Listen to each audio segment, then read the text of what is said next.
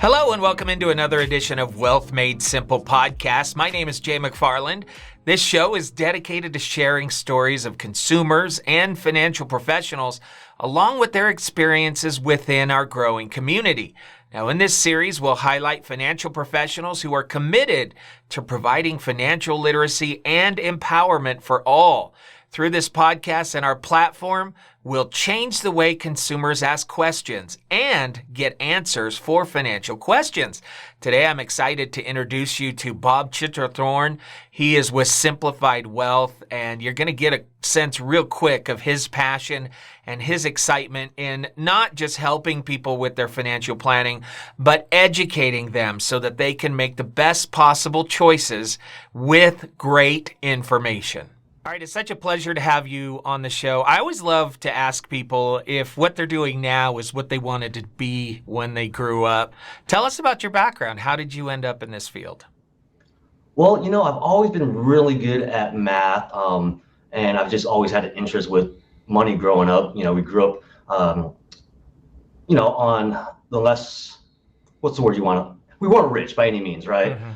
So, I was always kind of focused on numbers and learning about that. And so, I kind of, even in high school, I had a little business that I just borrowed books from other students, sold the books for them, and then we would split, all the profits. Really? And so I think it's just always been, now they have these UBE book exchange type deals, right? Like book exchanges.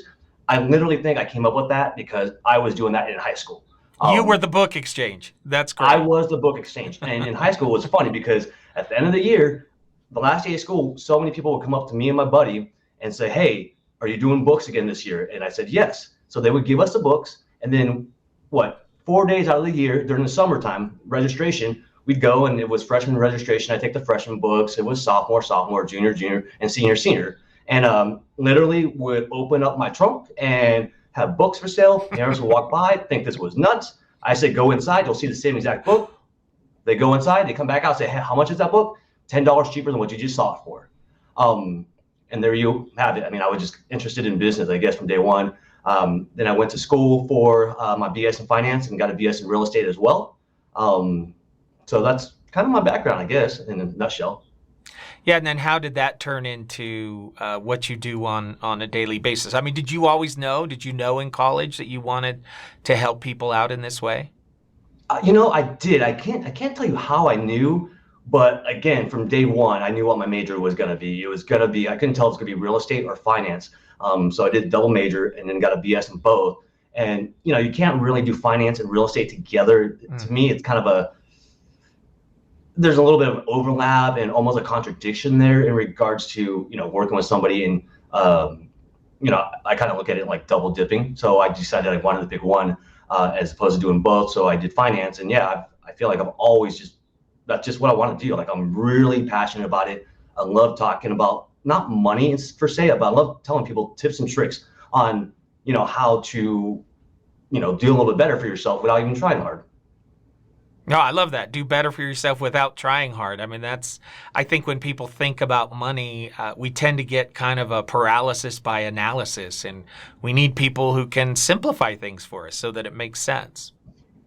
You're absolutely right.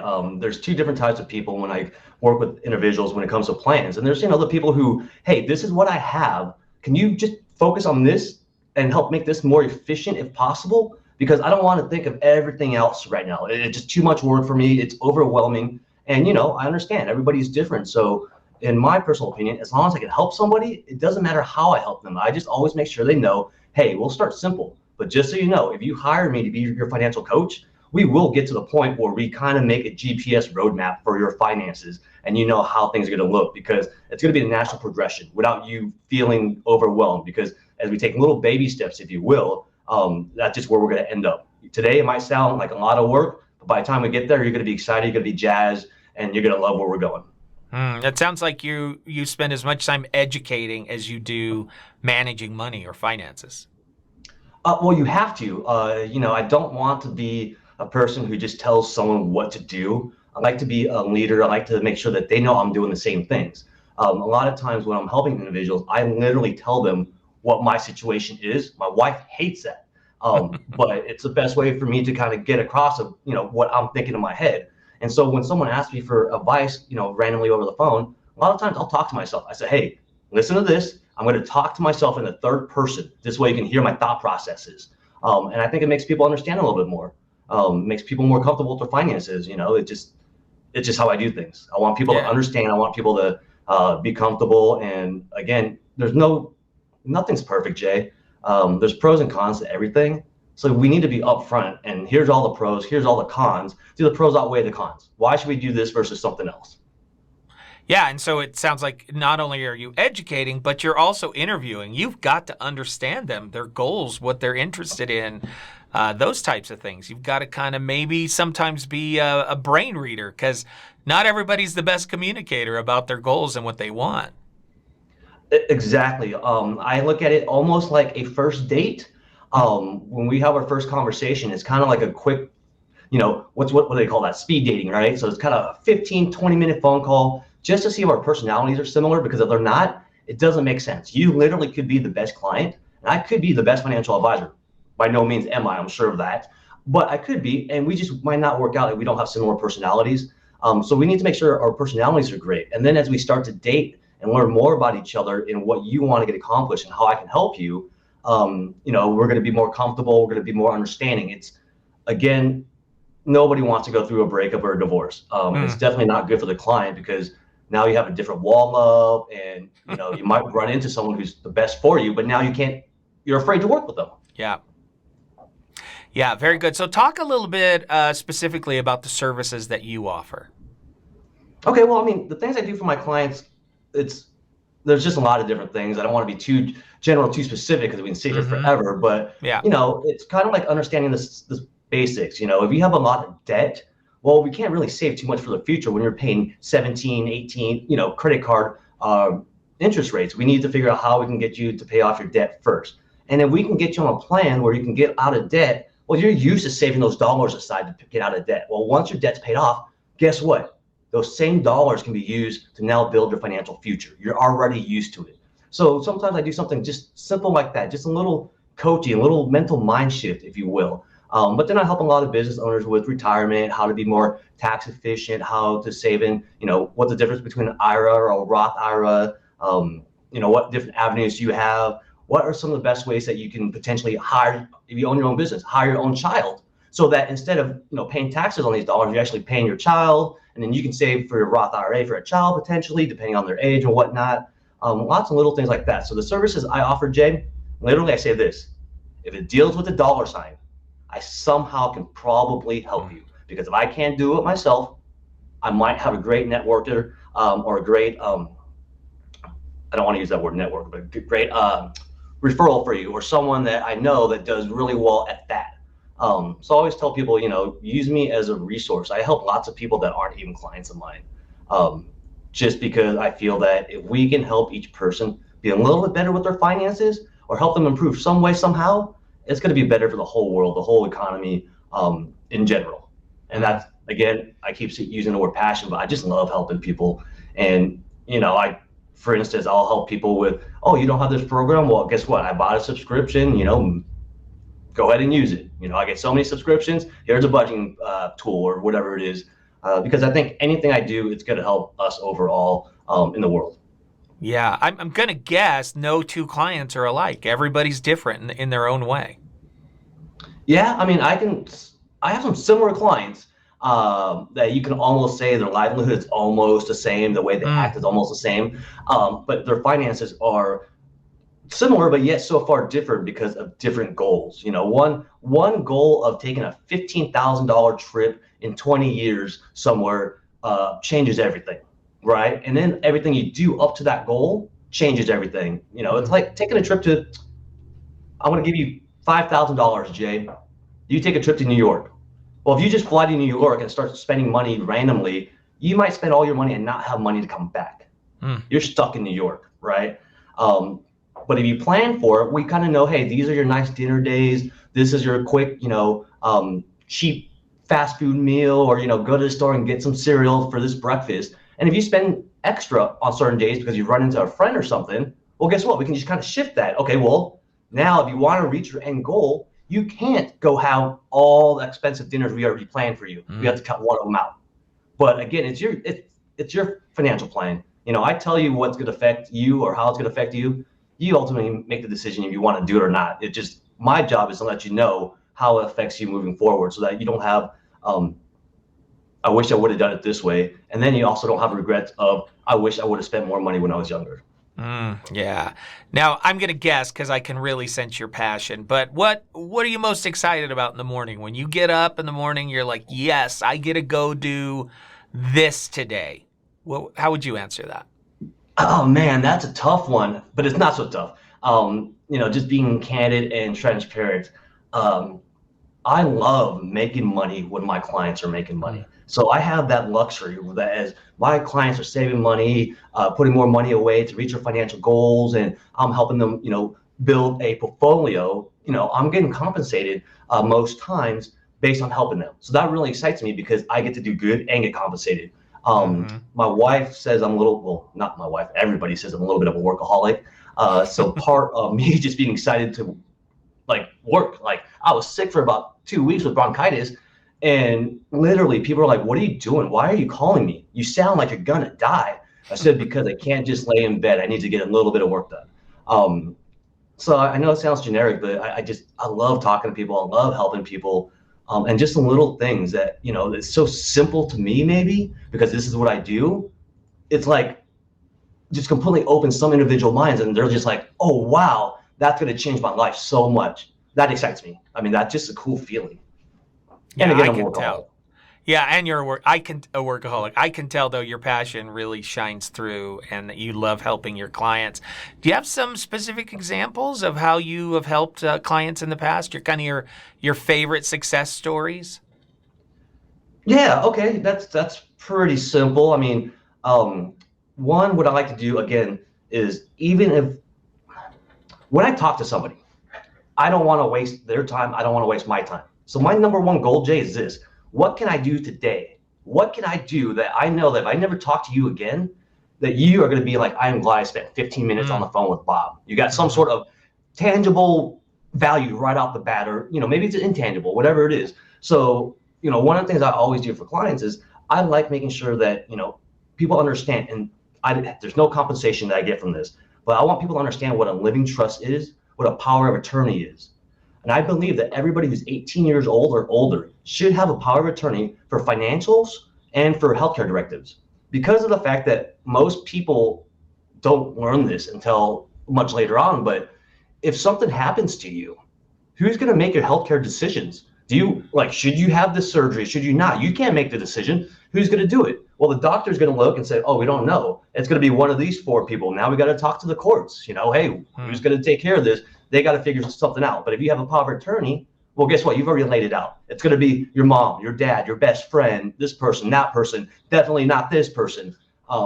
So I think power of attorney is really important to have. And so I always, usually have a team that I work with, where I have, kind of already paid them X amount of power of attorneys. So I like to give away free power of attorneys, where someone can work on it on their own time, answer their own questions, and get it done, and not have to worry about it, because again, it's that important. So I mean, I guess sometimes that's not a client of mine that I'm helping, but I think that's probably one of my favorite examples, because a lot of times things happen and you don't want it to happen. But when you hear like, "Oh my goodness, Bob, I'm so glad we had that in place. You don't know who I am. We talked 3 years ago. We're ready for finances now. But because of that, we remembered you forever." I mean, it makes me feel good. Yeah. And you also mentioned living trust. Talk about that a little bit more. Yeah, again, you always got to talk to your attorney, but having a living trust, especially where I'm at in California, is you want to make sure your assets are protected. You want to minimize as much as you can when it comes to probate costs and taxes. So, again, speak with your attorney, because I am not an attorney by any means, but a living trust really helps you do that. But then also simple things. I tell my sister just had a baby a year ago. So my nephew just turned 1 this month, actually. It was awesome seeing him. We make a joke because my brother-in-law, he's like 6'7", and fair skin, and then me and my sister are of Asian descent, and this kid looks like an Asian version of me on a big white person's body. It's really cool. But anyway, no, so it's shoot, I just lost my train of thought. That's all right. You were talking about living trusts and recommending to your sister. Yeah. Yeah. So it's like, their family, he has a few brothers, and, mom-in-laws, father-in-laws, and then we have our family on our side. And it's one of those things, if anything happened to him, we don't want anything to happen, but who's going to take care of my nephew? Like, are we going to fight over my nephew? Like, and, this is something they need to figure out. We don't want to figure that out later. Because what if we figure it should be, let's say it's supposed to be, I think it's supposed to be me, but they don't want it to be me. But then it ends up being me who takes care of my nephew, and they wanted somebody else. Well, if they would have had a living trust, they could have picked, right? And it makes it easier on those left over, don't use that word, left behind, because of the fact that this is not what we want to deal with. We don't want to think about these things. We're thinking about other things right now, right? We're devastated. So a living trust is important, not just for those, who may no longer be around, but it's important for those that you leave behind. You don't want your kids arguing about stuff, and you'll hear stories and stories about it that people argue, and unfortunately people argue about money. A living trust will kind of help, get that issue solved to some extent. But again, I'm not an attorney, so always consult with your attorney about a living trust. Yeah, very good. Who are the people who call you? Who's your target client? Well, I don't know if I have a target client per se, because again, as cheesy as it sounds, I love helping everybody. I mean, if they call me and I have time, I'll spend 10, 15 minutes with you and just help you with something. But I would say the most people that I work with, I have a lot of nurses, doctors, firefighters, police officers, and business owners. I would say those are kind of my my main type of clientele: first responders and business owners. And I think that's part of the reason, because my mom's a nurse, my wife's a nurse. So I've just always kind of been surrounded with that type of professionalism in that career. Profession. Yes, I've always been in that type of profession. So I think it was just a natural course that I went that way, because it was just I don't know. That's just what I do. Well, I find that. With, so like I find that fascinating, because I'm sure you see this, that people feel like, I don't make enough money to have a financial advisor. I'm sure that you hear that. And in a lot of those professions that you just mentioned, I don't necessarily think of them in conjunction with a financial advisor. So, what do you say to people who feel that way? Like, I don't make enough money to pay somebody else to manage my money or my life like that.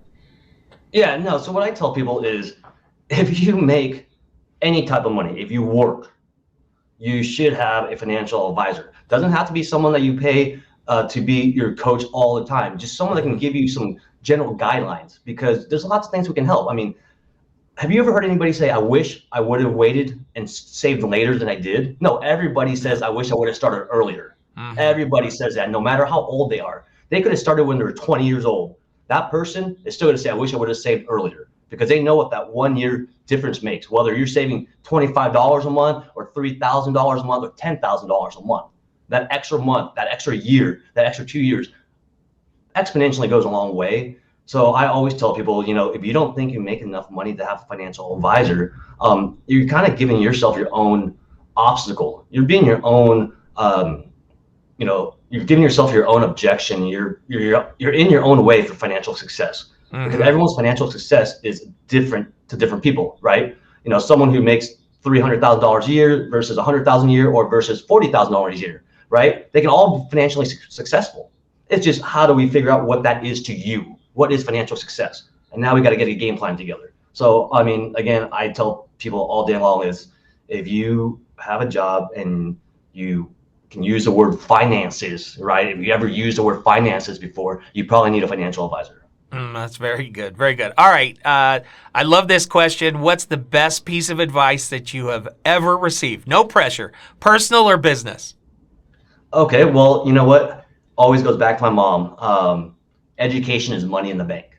I don't know why that has always stuck with me, but my mom taught me education is money in the bank, and it's something no one can take away from you. So I've always just, kind of, when I was in school, just always focus on education, whether it was high school or college, I was just looking at, when I was learning something, when I was reading something, that was almost like me getting paid money and putting money away, because education compounds on itself. Just like, if you save, interest rates, right, compounds on itself. So education, being money in the bank, is probably the best thing I've ever heard. And it's what makes me want to educate people, because, again, using that philosophy of education is money in the bank, if I can't help them directly with finances right this second, at least I can educate them with something that they can use for years to come. So that's the best thing I've ever learned. I really like that. What advice would you give somebody who's just starting out? They're just new on the path, got their first job out of college or wherever they're at. Best advice that you could give. Okay, well, I would say this. Being in California and knowing, I don't know about anybody else out there, but when I was 18, a lot older than that now, I won't tell you how old I am, but when I was 18, 19, just to be clear. Awesome. Well, you know what? I make a joke to my friends, because a lot of people say that. And one day I'll probably wake up and look like 110, right? I hope that doesn't happen anytime soon. Yeah. But, what I tell people, you probably went onto a college campus, and if you're like me, got a free t-shirt for signing up for a credit card, right? Mm-hmm. You really don't have any idea, know what you're doing. You really shouldn't have a credit card. But, back then, when you sign up for a credit card, directly your parents became co-signers. I don't even know how that all worked out. But anyway, most people have credit cards. So the first thing I would say is, let's figure out a game plan to pay off your credit card. I need you to understand that credit is not free money, right? Credit is really the ability to buy something, but pay more for it, right? Whenever you buy something on a credit card, someone's not lending you money for free. They're actually allowing you to pay more for something. And it's funny, because people spend the most on credit cards when there's a sale, right? Oh, 20% off a TV. Let me go buy a TV on my credit card, and that, costs 18%. Pay it over the next, year and a half, so that, $800,000 TV that was on sale for $800 ends up costing you, who knows what, $1,600. It just doesn't make sense, right? And people don't it's hard to think about that, and and I get it, because it's just how we're raised. It's what we see. We're all consumers. Spend. So what I always tell people is, let's just look at your credit card. Let's just shift your mentality, right? And get you into a saving mentality. If you use your credit card, right? I use my credit card all the time, but I pay it off every Friday. Every Friday, I will see how much I owe on the credit card or what's there, and I'll pay it all off. Sometimes I don't pay it all off because I just made the charge on a Thursday, and then my credit card won't let me pay extra, right? But I've trained myself that that's what I do, right? Once I got my debts paid off, that has been my thing. And I tell people, hey, if you want to use your credit card, that's okay if you pay it off every Friday. What happens is, if you let a month go by and you're used to spending $500 a month on your credit card, and you pay it off every month, and then 1 month happens and you spend $800, what are you going to do, Jay? I'll tell you what you're going to do. You're going to say, okay, well, I'm going to put $500 towards, like I always do. Now you have a $300 credit balance that's accumulating interest every single month. And then willing to say that next month, if you only spend $500 and you have that $300 still there, you barely touched it, right? Because you didn't put anything extra towards it. So now it's $315, so $815, you still pay $500. You see where I'm going with this. Yep. Right? You're just going the wrong way. So that's why, you really got to be just a mental shift. I mean, literally, you don't have to try to save a whole bunch of money to be a little bit more financially successful. We just need you to understand how to not overspend, how to maintain a budget. You don't have to be, on point on your budget. Just if you pay your credit card off every Friday, so that you don't have a balance, I would say you're probably going to be a lot more financially successful than a lot of people out there. Because I bet you, if you interviewed 1,000 people, I have no idea, but you do this a lot. You interview a lot of people. Try it, and I bet you, at least 90% would probably say they have some sort of revolving credit card debt. Yeah, absolutely. So yes, I think it's great advice. Yeah, paradigm shift, right? Yep, that's exactly it. And then once you shift your paradigm, and you paid off your debt, and you don't have that debt anymore. So again, that $500 a month that you were going towards debt, if you decide, hey, I want to tone it down to $400 a month, whatever that number is for you, that's extra money that you can use to pay yourself. Let your money make money, right? Don't let your money cost you money. That doesn't make any sense. Everybody can understand that. Let your money help you make money. right? Whatever, whether that's saving in the bank, whether that's investing in stocks, bonds, whatever that is, just don't, just credit card debt is the number one way to lose money. And that's why I always tell people, it's like, hey, again, look at that sale. You want to go buy something because it's on sale. Is it really? Right. You Not after you charge it. Truthful to yourself. Yeah. Not after you charge it. Very good. It's again, I just love your passion. I am curious. I've been asking everybody this question. The pandemic has hit us all differently. How has it impacted your work and your clients? Well, it's kind of weird because the way it's affected me is, again, you got to remember, I'm a workaholic, right? And I love efficiency.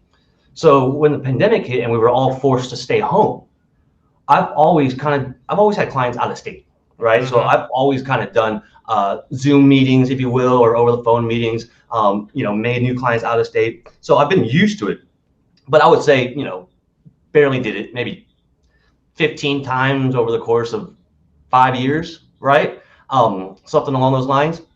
Well, when the pandemic hit and we had to work from home, I was actually able to help a lot more people just because it was a little bit more efficient. Once people got used to it, think about this. I didn't have to wake up every single morning and drive into the office and then drive home, right? I gained about 45 minutes right there. That's 45 minutes that I can help somebody that I didn't have time to help before by using the same work schedule, that I was on.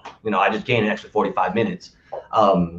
So, I like that. And then it would just, once people got more and more used to it, there's nothing I can't show you on a screen that I couldn't show you in person. Right. You know what I mean? Or like, there's nothing I can show you in person I can't show you on a screen for the most part. And it just, people liked it. It was more efficient and you get to talk with them more, you get to see them a little bit more. Because again, how many times, here's a perfect example. I had bronchitis 3 weeks ago, right? And how hard is it to go to a doctor nowadays? And just think about, it's long, you have to wait, this and that. Well, I was able to give them a call, go over a couple things, get prescribed antibiotics, and 2 days later I was feeling better. Yeah. Right? It's just more efficient. Now, I wouldn't say it's perfect for everything because sometimes there's things you can't do virtually, right? I mean, they can't really take my temperature virtually, although I just got sent something in the mail from a health insurance company that actually takes my temperature. It has like a little thing that you can put in your ear and like lights in your eye. I haven't tried it out yet, but I mean, it just, things are just becoming that way. And it makes more sense because I am likely to call a doctor more than I am to go to the doctor's office, right? Unless it's my annual physical. So same thing with finances, right? It's easier to set a virtual meeting with Bob and spend 30 minutes or 45 minutes, an hour going over something than to have to set aside 3 hours to go over the same amount of time because of traffic. Yeah. Yeah. And even right now, we're in 2 different states. We're having a great conversation and it just, distance doesn't matter anymore. Yeah, I think it was, the pandemic obviously was terrible, but I think the fact that more people have gotten used to our technology and being able to use the camera and Zoom, I think it can make us more efficient and, make people better because people can do things that they normally would wait to do, right? Because, it's just like, oh, that's too much work. And, and it's also great for me too, because now when my dog barks in the background, I don't look like an idiot. That's right. That's right. Everybody's dog barks in the background. Yeah. That's exactly right. Well, listen, Bob, it's been such a pleasure getting to know you, and I just love your passion for what you do and that you found a way to make a living for yourself by helping others achieve their financial goals. Are you guys taking on new clients? And if you are, how do they get in touch with you? Yeah. My team we're definitely taking on new clients. Again, everybody I work with, my partners, our passion is all shared in the same way. We want to help people. We know that what we do makes a big difference, and a little goes a long way. So the easiest way to get in touch with me or anyone from my team, you can go to simplifiedwealth.com or you can go to www.planwithbob.com and send me a message or whatnot, and we can definitely get you in touch with someone if it's not myself personally to help you, because again, I'm not a perfect fit for everybody, right? And there's people that fit with my colleagues better than they do with me. So we'll be honest with each other. Hey, you know what? I think this person's more your style. right? I mean, again, Yeah. at the end of the day, it's not about me or them trying to make as many clients as we can. That's not what it's about. It's about how many people can we help so that they can have a better future. Because again, if they have a better future, the people that they are around will learn more. Their kids will learn more. It's going to be generationally passed on, so that people become more and more financially illiterate, if you will, right? And I think that's a great thing, because I just honestly, I think if we all were just more financially savvy, we all can do more and we can all give more, right? Yeah. It's not about what you get out of something, it's about what you can give, because I think that's the best way. That's how I look at things, is like, when I talk to somebody, what can I give them, right? Because if I can give them something, then it's a good day. Yeah, absolutely. Well, Bob, it's been such a pleasure getting to know you. Thank you for your time, and it's been great talking to you. Once again, I want to thank Bob for joining us on Wealth Made Simple. I think you got a real taste of his passion and his love for helping people out and for making a difference, not just today, but a difference generationally. Again, my name is Jay McFarland, and thank you for joining us on this edition of Wealth Made Simple.